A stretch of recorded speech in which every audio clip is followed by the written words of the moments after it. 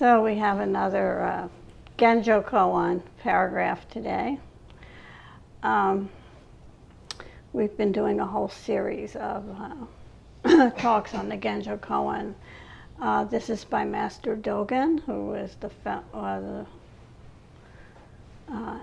sort of philosophical founder of our sect, and considered to be one of the most brilliant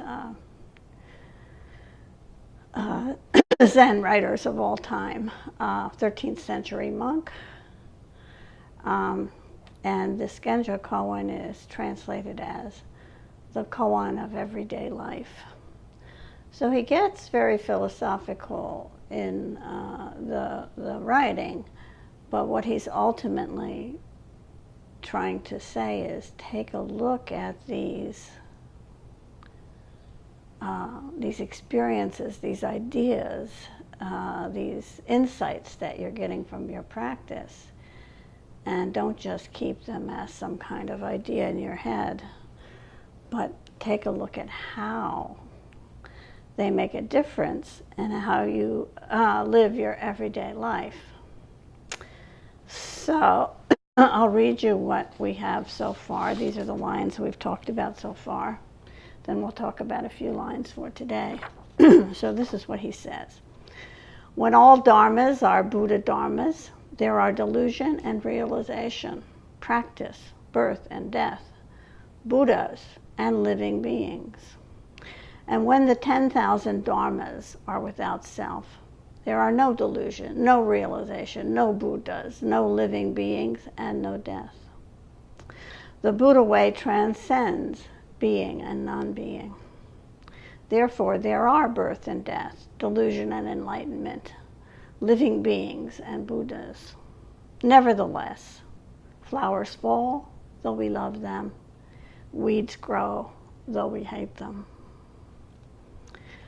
To carry the self forward and illuminate the 10,000 things is delusion. When the myriad things come forth and enlighten the self, this is awakening. Those who have great realization of delusion are Buddhas. Those who are greatly deluded about realization are sentient beings. Further, there are those who continue realizing beyond realization, and those who are deluded throughout delusion.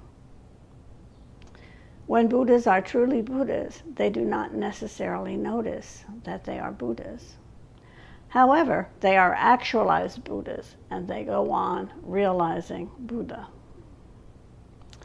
When you see forms or hear sounds with the whole body and mind, even though we are experiencing them directly, it is not like a mirror's reflection, not like the water and the moon. While we are experiencing one side, we are blind to the other side. To study the Buddha way is to study the self. To study the self is to forget the self. To forget the self is to be awakened by the 10,000 things. When actualized by the myriad things, your body and mind, as well as the bodies and minds of others. I think I cut off a couple lines here, so I don't know what the rest of that line is. When I was pasting it onto my copy from last week, I must have not pasted the last line. So here's the lines for today.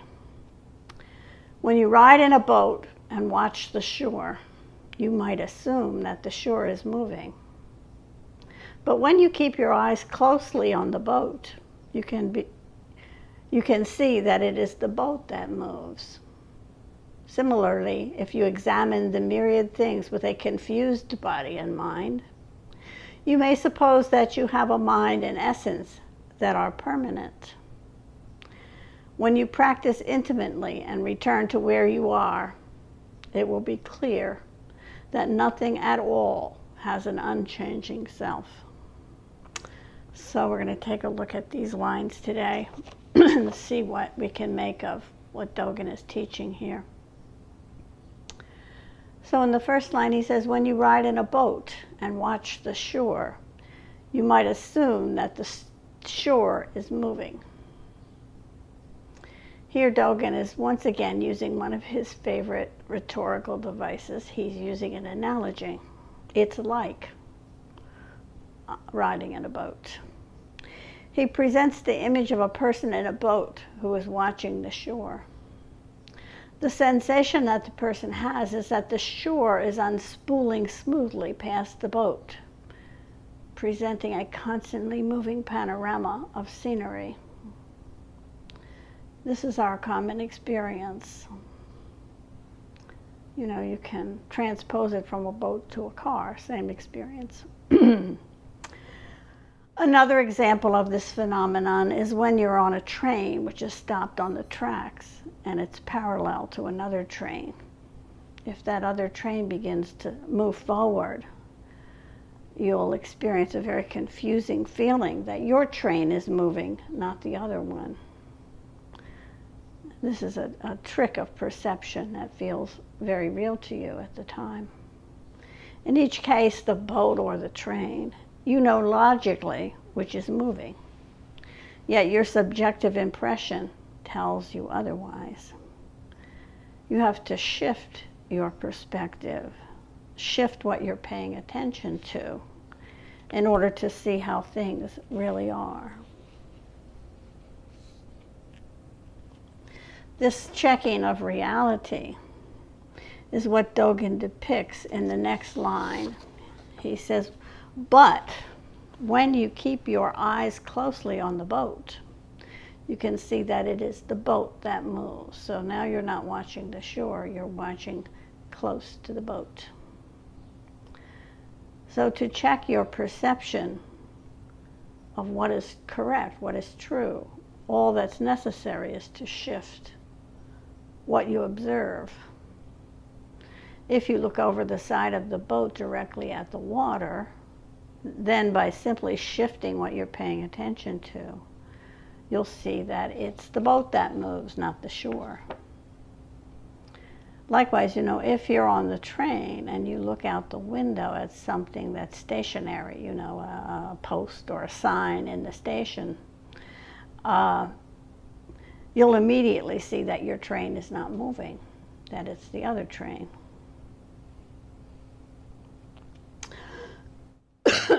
Dogen is saying that this kind of error, though very common, is delusion. It produces delusions. And to see that our beliefs are false, we have to shift our perspective.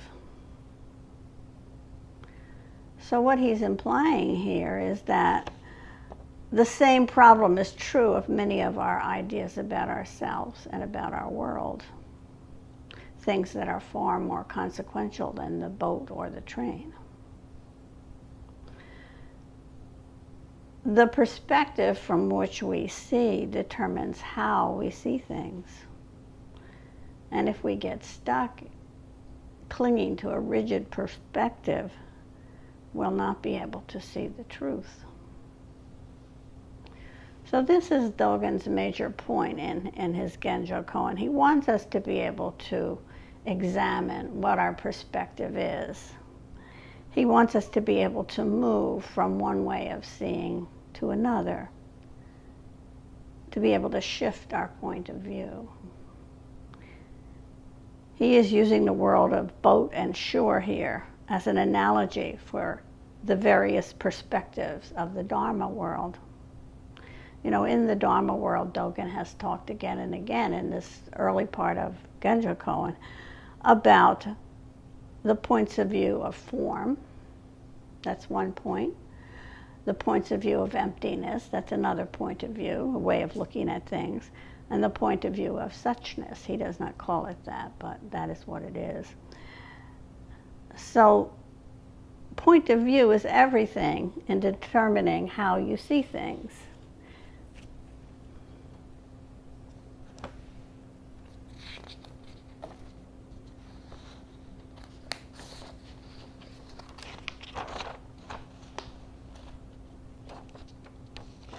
So in this next line of this paragraph, Dogen gives us a specific comparison that he has in mind for this analogy. He says similarly. So he's saying just like the boat and the shore, similarly, or almost like the boat and the shore. If you examine the myriad things with a confused body and mind, you may suppose that you have a mind and essence that are permanent. So he's saying this is somewhat like how you look at yourself. He's comparing the image of the boat and the shore to your mind and the 10,000 things, how you look at the 10,000 things.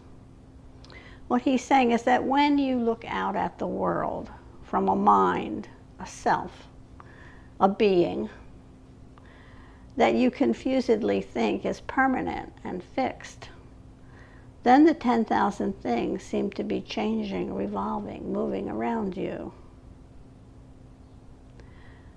But this is just a result of your own confusion. It's your mistake, your delusion, that you have a mind and an essence that are permanent.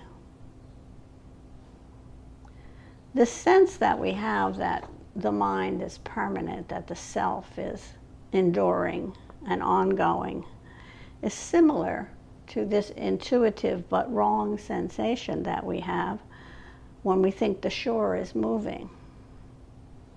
We have this same intuitive but wrong sense that the thought stream in our heads is some kind of fixed and permanent essence. One of the everyday results of this kind of mistake is that we develop a belief that we're objective beings and that we exist in an objective world. We think that our minds really do work like that reflecting mirror that's so famous in Buddhism. We think that they only reflect what is there, just as it is. We think that there are objects, forms, you could say, and that they are outside ourselves. So when we see things as separate from us, this is the natural result of seeing the self as permanent and real. And that self would be set against an equally group of solid and real objects. We think that what we see is solid and real and can be seen just the way it is. When we think that we can be objective in our observations, we also begin to think that the world is wholly rational. We're objective. Our mind is rational. And that things are obvious and understandable. But when we start to look closely at our minds, what we see is that the mind, the self, moves. This means that that reflecting mirror that we hear so much about is not always clear and accurate in what it reflects. One day it will see a tree one way, the next day it will see the same tree another way. One day we see our mother one way, the next day we see our mother another way. This uncertain reflection is complicated by the fact that not only is our mind moving, but what we are looking at is changing as well. So Dogen is talking here in Genjo Koan particularly about Dharma perspectives. He wants us to examine closely how different the universe and our lives look when we see things from the relative point of view, from the absolute point of view, or when we are able to go beyond both points of view. We know, we're going to chant the Heart Sutra in a little while. We know that it says, no old age and death, and no end to old age and death. Well, if we look at the world from the relative point of view, there will be no end to old age and death. But if we look at it from the absolute point of view, there will be no old age and death. So it's a very different way of looking at things.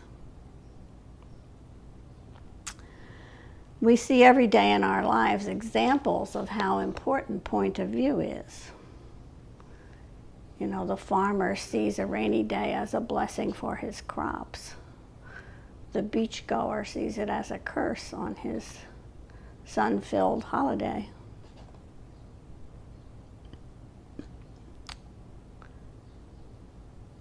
We can never escape our point of view. We always see things from our own particular angle.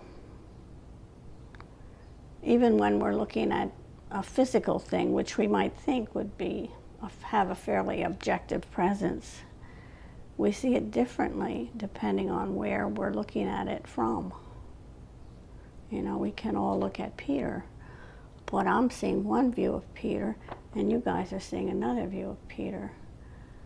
So our point of view is shaped by where we sit, where we stand. So we're not objective. This mirror bright that is supposedly our mind does not usually reflect simply what's there in a straightforward way. So if all this is true, what's the answer to our dilemma? Are we cursed to be totally subjective and trapped each in our own perspective? So Dogen gives us this final sentence as a help. He says, when you practice intimately and return to where you are, it will be clear that nothing at all has an unchanging self. So what does Dogen mean when he says practicing intimately and returning to where you are? To practice intimately means to realize that the sense of the 10,000 things as separate from us, as outside ourselves, is a delusion. That's being intimate, not separate from things. The true description of reality is what we talk about whenever we come upon this particular subject. It's the net of Indra. We see that we are in intimate connection with the 10,000 things. Everything is produced by something else, is caused to happen, to be by something else. So we can never exist alone and separate, because there are always these things that are causing. You know, in your own particular case, you can enumerate endless things that caused you to, not only to be, starting with your parents, but the many influences in your life that have caused you to be as exactly who you are, as distinguished from someone else. So all these myriad things brought other things into being, and all these myriad things are currently influencing everything else. Nothing is separate. Everything exists in a matrix that contains everything else. So Dogen continues in this sentence. He says, when you practice intimately and return to where you are, it will be clear that nothing at all has an unchanging self. So what does it mean to return to where you are? To return to where you are means this very place, this very moment. After all, isn't that where we are? At this very place, in this very moment? We can't take ourselves out of this time and place. You know, there are many moments of our lives that we'd like to just like open a little trap door and escape from. But try as we may, we can't do that. We are always right where we are. You know, John Kabat-Zinn famously said, wherever you are, there you are. So Dogen continues in this last line by saying, when we practice intimately and return to where we are, then, he says, it will be clear that nothing at all has an unchanging self. It's when we see both the mind and the 10,000 things as this very moment that things become clear. This is that seeing with the whole body and mind that Dogen was talking about elsewhere in Genjo Koan. From the point of view of practice, clarity means that we see the self in all things as empty of permanence. Doesn't mean we don't exist, it just means we don't exist the same way all the time, that each moment we're changing. The self is not permanent, the myriad things are not permanent, and yet in each moment of time, both the self and things are and are not. And to think otherwise, Dogen says, is to have a confused body and mind. This is what Dogen wants to save us from, being confused. And you're saved from this confusion when you practice intimately and return to where you are. You know, in our chant we say, life as it is, each moment, life as it is, the only teacher. And this is where Dogen wants us to be, each moment, clear about life as it is in that moment. Doesn't mean we can never change things. It just means that for that moment we have to accept them the way they are. In the next moment, we have a chance to change them if they need to be changed. So right here, right now, don't get confused and lost trying to be elsewhere. You know, Dogen goes on with all these lines I just read you that sound very complicated and inscrutable. You know, and it does get down to right here, right now. That's where clarity lies.